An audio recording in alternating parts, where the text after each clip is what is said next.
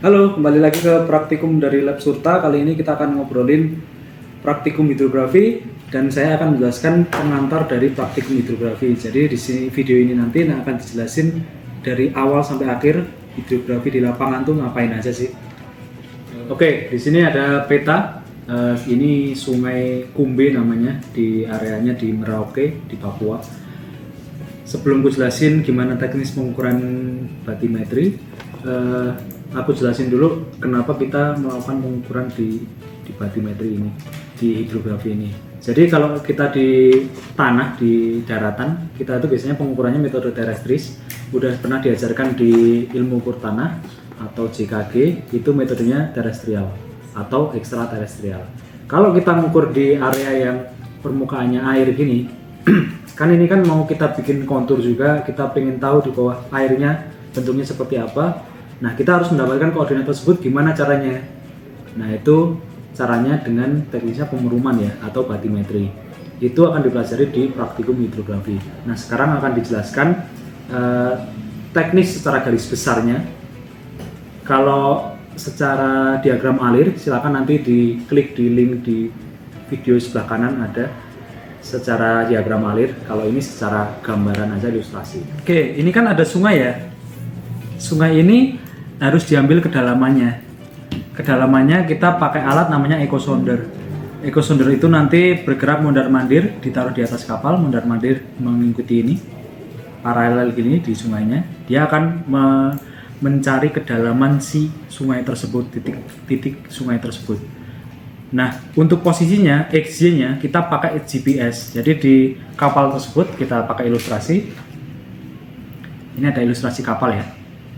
Nah, di kapal tersebut nanti akan dipasang di tengah-tengahnya adalah ecosonder yang tadi untuk mendeteksi kedalaman. Di atasnya nanti ada GPS RTK. Jadi GPS RTK yang base atau yang diem nanti ditaruh di daratan, yang rover nanti ditaruh di kapal. Dengan begitu, ketika kapal mondar-mandir di sungai ini, mondar-mandir gitu ya, atau lewat gini, dia selain merekam data kedalaman, dia juga merekam data XY. Jadi kan kalau di darat kita terestris itu tujuannya nyari XYZ, di air juga, tapi metodenya seperti itu. Ecosonder fungsinya untuk mencari kedalaman, nanti fungsinya akan menjadi Z ya. Kalau yang XY itu didapat dari GPS RTK. Itu. Jadi itu ya, yang tadi itu adalah disebut dengan pemeruman atau batimetri. Nah, kita pakai studi kasus ini. Jadi di area Sungai Kumbe ini, di belokan Sungai Kumbe ini, itu yang area biru itu akan kita cari koordinatnya. Nah, area biru ini kan area pengukuran ya, atau disebut boundary pengukuran. Nah, ini terdiri dari area daratan dan air. Nah, yang daratan kita bisa pakai survei terestris biasa, pakai TS atau GPS RTK atau theodolit dan sebagainya.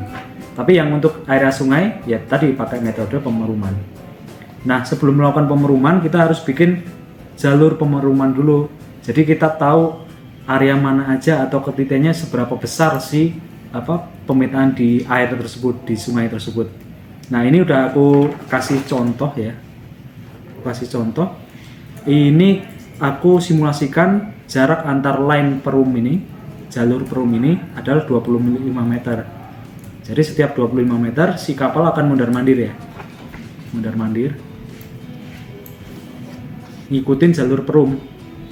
Nah, nanti setelah semua jalur perum ini diambil data kedalaman dan XY-nya, nanti harus dikoreksi dulu sebelum diolah di AutoCAD atau di software lainnya.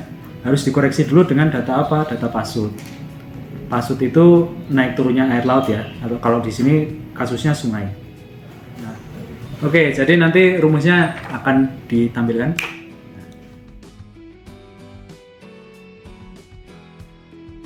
Nah, gitu ya cara mengukur kedalaman pakai data ecosonder dan data pasut. Itu adalah rumusnya. Nah, perlu diperhatiin juga di pengukuran batimetri ini banyak variabel lain. Contohnya kecepatan arus, kecepatan gelombang ecosonder mengambil data kedalaman, itu bisa dihitung semua, bisa diukur. Nah, itu juga ada teknisnya. Nah, di praktikum hidrografi ini akan dipelajari. Nah, kalau diperhatikan antara daratan dan air itu ada area yang bersinggungan, atau kalau biasanya kita sebut transisi ya, dari darat ke air. Nah, itu area tersebut terlalu dangkal untuk diukur ekosonder karena nanti kapalnya akan kandas ya. Makanya biasanya kita pakai pengukuran GPS RTK biasanya. Jadi ngukur garis pantai kalau di pantai, kalau di sini ya garis sungai ya, yang antara darat dan air. Nah, itu bisa diukur pakai metode terestrial, pakai GPS RTK atau total station. Oke, jadi gitu ya. Masih banyak lagi yang perlu dipelajarin di praktikum hidrografi. Di antaranya tadi ada pengukuran arus, pengukuran pasut, pemasangan bagan pasut, pengolahan data batimetri, pengukuran garis pantai dan pengolahannya. Nah, masih banyak lagi praktikum selanjutnya. Silakan disimak. Terima kasih sudah menyimak video pengantar ini. Sampai jumpa di praktikum-praktikum selanjutnya. Bye-bye.